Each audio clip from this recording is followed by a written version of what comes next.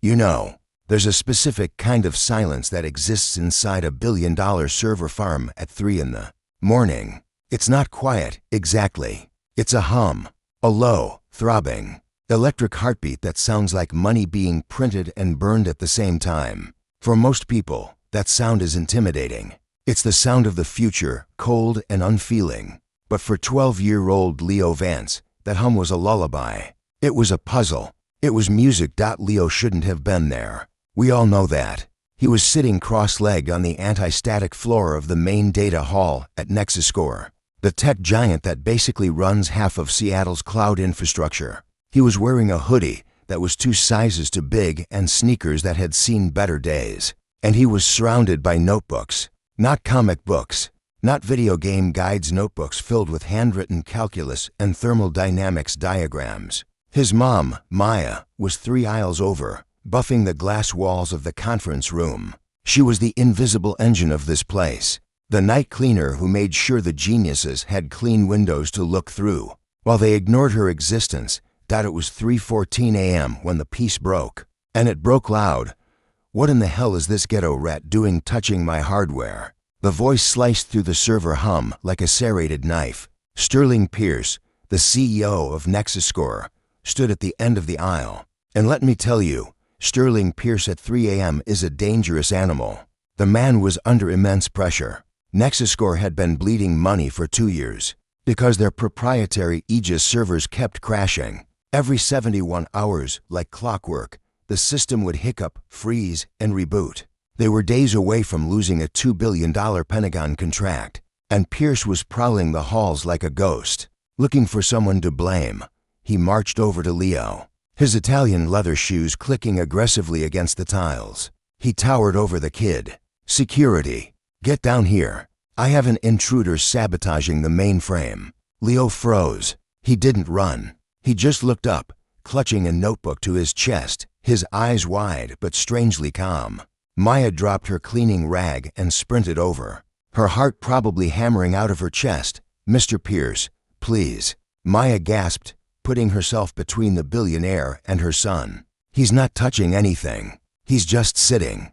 I had to bring him. I couldn't afford the sitter tonight. And I don't care about your domestic failures," Pierce spat, looking at Maya like she was a stain on his expensive suit. "You brought an unauthorized, unsupervised minor into a level 5 security zone. Do you have any idea what this equipment is worth? One fingerprint on those racks costs more than you'll make in 10 lifetimes." He grabbed Leo's shoulder, hard. "Give me that bag. What did you steal? Copper wire? Rem sticks?" "I didn't steal anything," Leo said. His voice was quiet, trembling a little, but he didn't look down. "I was just checking the thermal variance." Pierce laughed. It was a cruel, barking sound. "Thermal variance? You listen to me, boy. You don't even know what those words mean. You're here to case the joint for your little friends, aren't you?" It was ugly. It was the kind of naked, unfiltered prejudice that usually hides behind HR memos. But at 3 a.m., with his legacy crumbling, Pierce let the mask slip. He saw a black kid in a hoodie and saw a criminal. He didn't see the differential equation scrawled in the notebook Leo was holding. "You're fired." Pierce sneered at Maya. "Get your trash, get your kid, and get out. I'm calling the police to sweep for stolen property. If anything is missing, I'm pressing charges." Maya was shaking, tears welling up. "Sir, please. We need this job. He's a smart boy. He wasn't doing any harm. Out." Pierce screamed, pointing a trembling finger at the exit. But here's where the universe decided to intervene. Standing in the glass-walled observation deck above them was Dr. Reese Thorne, the chief technology officer. Thorne was a brilliant guy, a bit timid, usually terrified of Pierce, but right now, he was staring at a monitor that was showing him something impossible. The uptime counter. For 2 years, that counter had never gone past 71 hours. Never. It was the Nexus curse. But tonight, the counter read 74 hours, 12 minutes. Stability, 100%. Thorne watched the scene below: the screaming CEO, the terrified mother, the quiet kid. He looked back at the screen. He tapped a few keys. The log showed a manual patch had been applied 3 nights ago. The login credentials used were a bypass code, something crude but effective.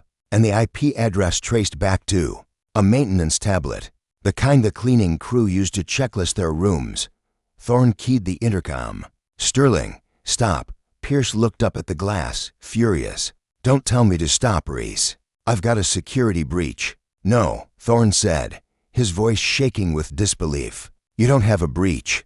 You have a miracle. Sterling, look at the monitors. The crash didn't happen. We passed the threshold 3 hours ago." Pierce blinked. The rage paused for a second, replaced by confusion. "What? That's a fluke." "It's not a fluke," Thorne said, rushing down the stairs to the server floor. He arrived breathless, looking from Pierce to the terrified Leo. Someone rerouted the cooling logic. Someone changed the load balancing algorithm manually. "It wasn't one of my engineers. We've been trying to fix this for 20 months. Thorne knelt down, right in front of Leo, ignoring his boss. "Hey, kid, did you touch the maintenance tablet on Tuesday?" Leo looked at his mom, asking for permission. Maya nodded, terrified.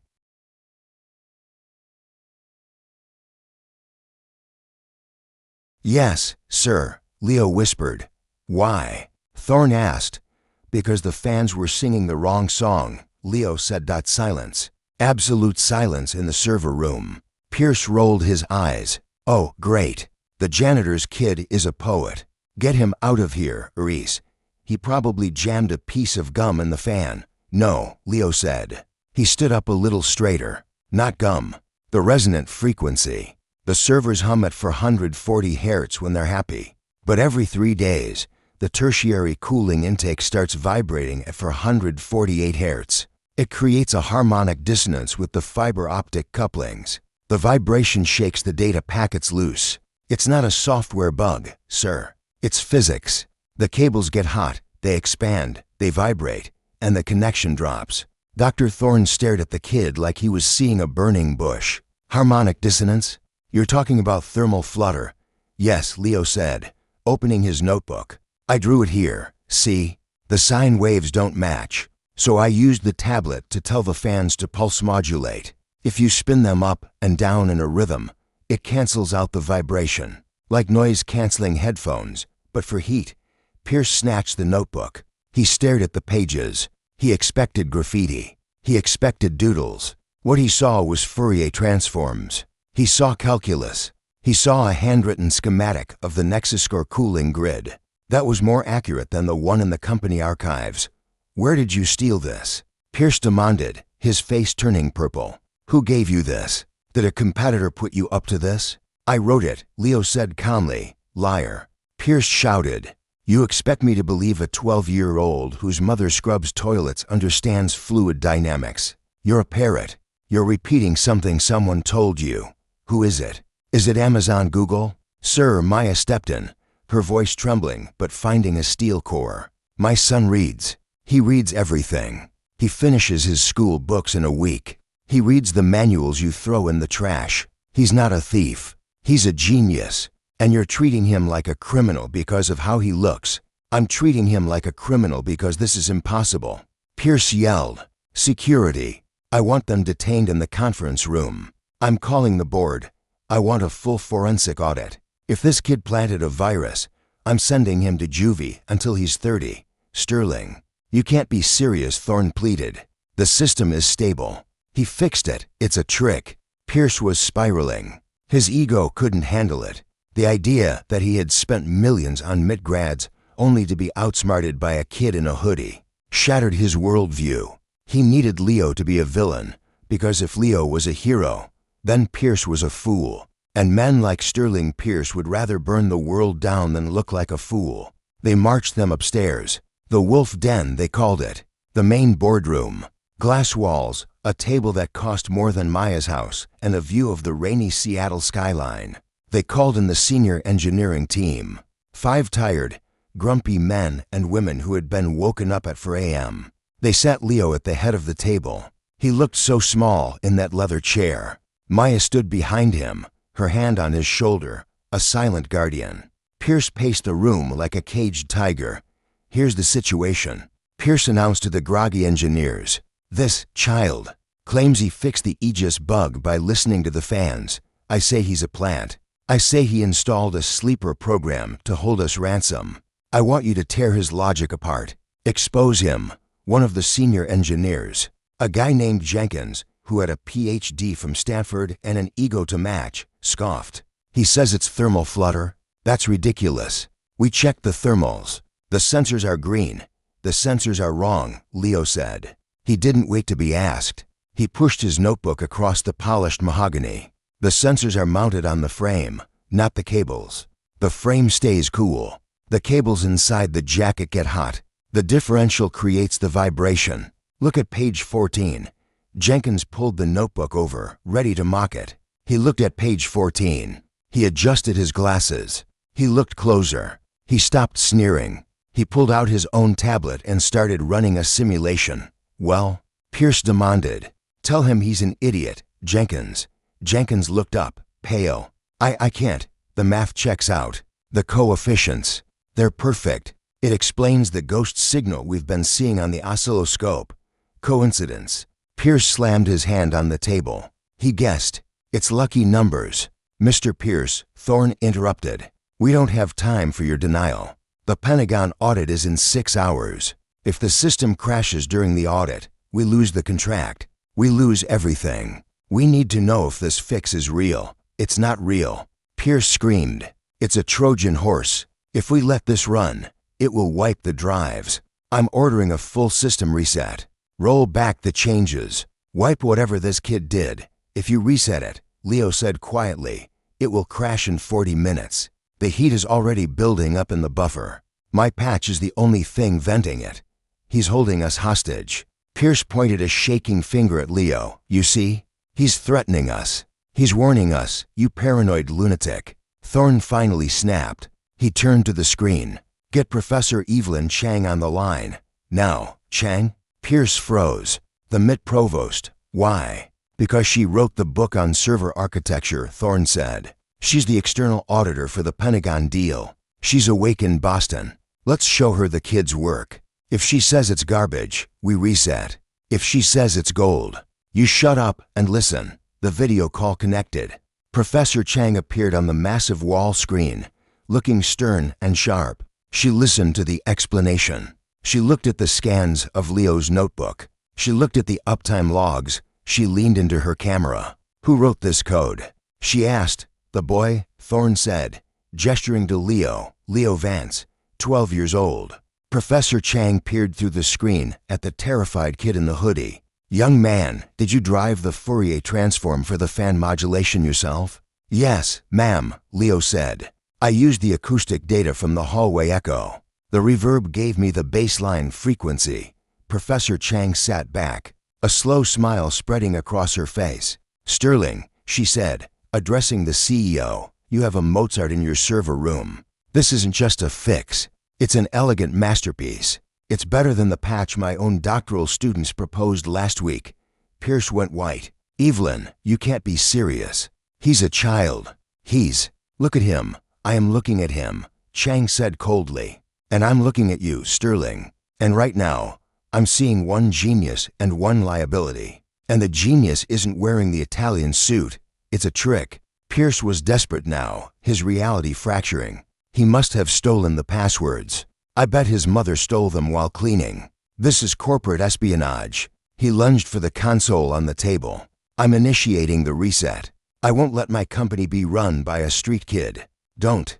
Thorne yelled, but Pierce's hand was hovering over the command key. Mr. Pierce, Leo said, his voice cutting through the panic. If you reset the fans now, the sudden deceleration will crack the ceramic heat sinks. The servers won't just crash. They'll melt. Pierce hesitated. His finger hovered. He looked at the kid. He looked at the stable uptime counter. He looked at his engineers, who were all looking at him with horror. Do it. Pierce whispered to himself. I'd rather burn it down than owe you anything. He pressed the button.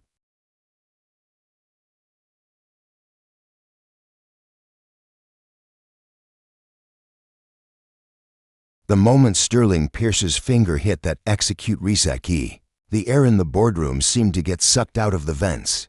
On the massive wall of monitors, the system stability graph, which had been a beautiful, flat green line for 74 hours, instantly spiked red dot downstairs, beneath their feet. You could feel it. The low, musical hum that Leo had tuned so perfectly turned into a shudder. It was a physical groan, like a dying beast. Reset initiated. The automated voice chirped, restoring factory fan profiles. There, Pierce said, breathless, stepping back from the console with a wild look in his eyes. Control restored. No more unauthorized patches. Now, security, arrest this, sir. Jenkins, the senior engineer, shouted, staring at his laptop. Thermal runaway detected in Sector 4. The heat sinks are spiking. 80 degrees. 90 degrees. It's just the reboot cycle. Pierce dismissed, waving a hand. It'll level out. It's not leveling out. Thorne yelled. The ceramic couplings. Leo was right.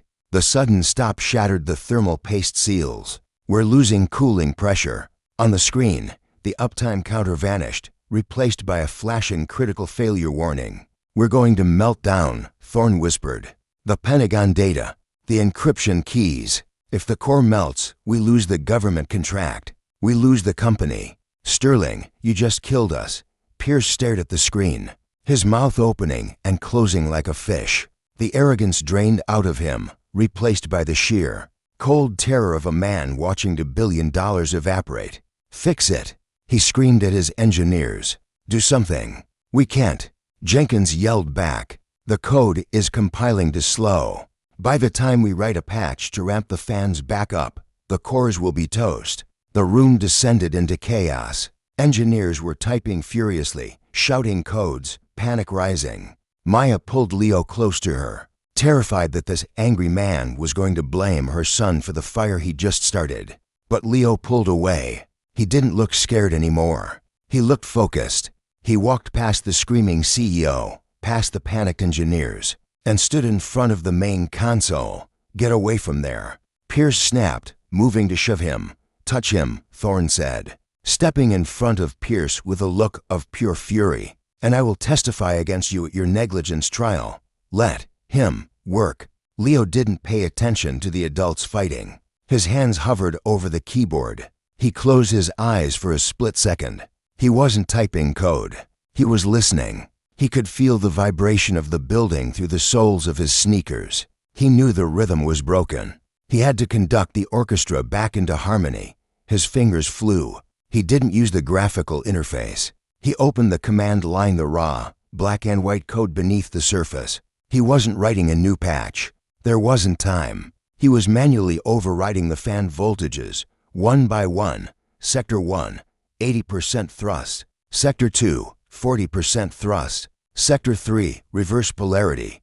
What is he doing? Jenkins whispered, watching the screen. He's creating a counter wave. He's using the fans to vibrate the heat sinks back into place. He's improvising, Professor Chang said from the video screen, her voice filled with awe. He's using the acoustic pressure to hold the cracked seals together. He's literally holding the system together with sound. Leo typed faster. Sweat beaded on his forehead. The groaning noise from the floorboards grew louder, a terrible grinding sound, and then whoosh. A sudden, harmonious sigh swept through the building. The grinding stopped. The red lines on the graph hesitated, peaked, and then began to drop. Temperature, 98 degrees. 95. 80, nominal dot. The critical failure warning blinked off. The green system stable light hummed back to life. Leo hit one last key enter and stepped back. He took a deep breath, wiped his hands on his hoodie, and looked at Dr. Thorne. It's a temporary hold, Leo said, his voice steady but tired. The ceramic is cracked. You need to replace the couplers within 6 hours, but it will hold for the Pentagon audit. The silence in the boardroom was heavier than before. This wasn't the silence of confusion. It was the silence of reverence. Professor Chang broke it. Sterling, she said from the screen, I'm revoking my endorsement of your leadership. Effective immediately. Pierce looked up, pale as a ghost. Evelyn, wait, I saved it. I authorized you tried to destroy it. Because your ego couldn't handle the source of the solution, Chang said. I'm calling the board of directors in 5 minutes. I'm recommending they terminate your contract for reckless endangerment of national security assets. Pierce looked around the room. He looked at Jenkins, at Thorne, at the other engineers. He was looking for an ally. He found none. They were all looking at Leo. Security, Thorne said quietly. The two guards by the door stepped forward. Pierce straightened his tie, trying to salvage some dignity. You're making a mistake. I built this company. You bought this company, Thorne corrected. And you almost broke it. Escort Mr. Pierce to his office to collect his personal effects. As Pierce was let out, he stopped at the door. He looked back at Maya, the cleaner he had fired an hour ago. He looked at Leo. He opened his mouth to say something, maybe an apology, maybe a curse, but he found he had no words left. He just walked out, a small man in a big suit, leaving the future behind him. The aftermath wasn't quiet. It was a whirlwind. By sunrise, the story had leaked. Not the details of the tech, but the story of the boy in the server room.